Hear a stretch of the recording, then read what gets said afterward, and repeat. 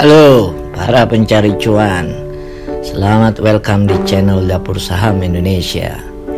Channel yang akan membawa lo semua sadar akan kenyataan di bursa saham. Mumpung pasar saham libur panjang, gua mau kasih tips masuk pasar saham buat para pedagang saham yang baru masuk tahun 2022 ini. Per Maret 2022 makin banyak lagi pedagang saham yang bikin akun sekuritas. Pasar saham sudah mencatat 8,39 juta single investor identification sheet yang ada saat ini, naik sebesar 12,13% dibandingkan tahun 2021 lalu. Tahun lalu, jumlah sheet yang tercatat di KSEI Custodian Central Efek Indonesia mencapai 7,48 juta. Akun-akun sekuritas yang baru dibuat sejak awal Januari sampai 2022 didominasi anak-anak muda berusia di bawah umur 30 tahun sebanyak 60,18%. Gue mau ucapin selamat bagi lo semua di dunia pasar saham. Mudah-mudahan gue keliru ya. Para pemula, newbie, dan pedagang saham newcomer itu yang banyak jadi santapan dan digoreng para bandar saham dan pedagang saham besar. Yang paling susah di pasar saham itu nyari orang-orang yang konsisten dan bertahan lama di pasar saham. KSEI nggak pernah nampilin data berapa banyak single investor identification yang nggak pernah lagi gunain karena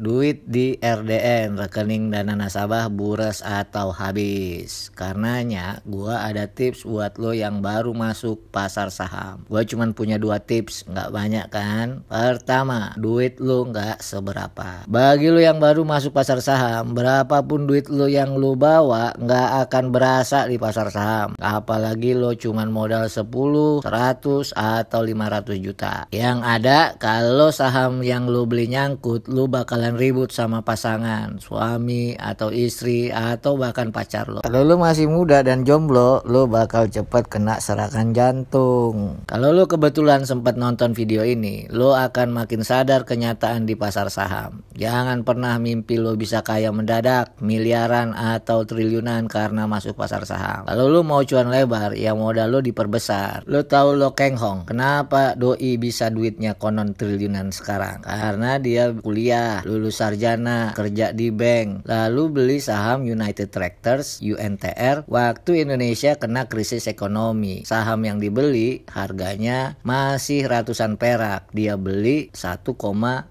miliar rupiah. Coba om lo beli saham cuman 1,5 juta perak yang nggak berasa juga cuannya. BTW, by the way, gua udah pernah bahas di video sebelumnya 10 orang terkaya di dunia semua masuk kampus dan belajar di perguruan tinggi. Walaupun ada yang drop out dan nggak ngambil ujian akhir, tapi sisanya semua sarjana. Yang kedua, jangan lo yang digoreng. Nggak semua pedagang punya talent dan disiplin buat berhasil nyopet saham-saham gorengan. Disiplin bener bisa dilatih, tapi kalau bakat nggak ada jualannya di Alfamart. Lo kebanyakan mimpi dan ngiler sama scalper atau pedagang saham harian, apalagi yang nyebut dirinya full time trader. Bisa-bisa lo yang digoreng sama bandar dan pedagang saham besar. Pada prinsipnya para scalper itu berbakat dan disiplin memanfaatkan volatilitas harga saham. Apa yang disebut volatilitas adalah ukuran statistik dari dispersi pengembalian untuk keamanan atau indeks pasar tertentu. Makin tinggi volatilitas, semakin berisiko keamanannya. Sebaliknya, kalau volatilitasnya rendah, maka risiko keamanannya juga rendah. Ada beberapa cara untuk mengukur volatilitas ini, termasuk koefisien beta, model penetapan harga opsi, dan standar deviasi pengembalian. Tapi lu nggak perlu belajar begitu, agak ribet emang.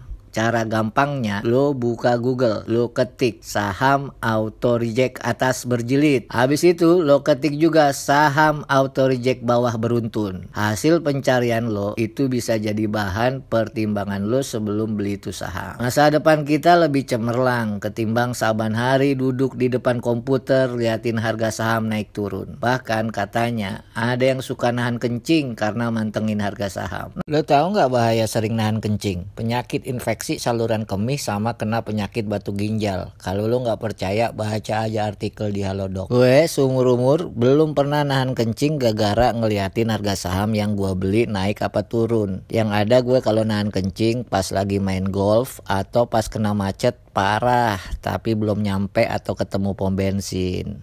2 tips yang gua udah bilang tadi, kalau gua rangkum, jangan pernah sok jago masuk pasar saham. Sok jago mau nebak-nebak harga saham mau naik atau turun besok, lusa atau minggu depan. Di video sebelumnya juga udah gua ceritain soal salah satu orang terkaya di Amerika akhirnya jatuh bangkrut dan bunuh diri gara-gara pasar saham. Lo nggak mau kan? Sekian dulu video kita kali ini, mudah-mudahan dikit-dikit ada manfaatnya.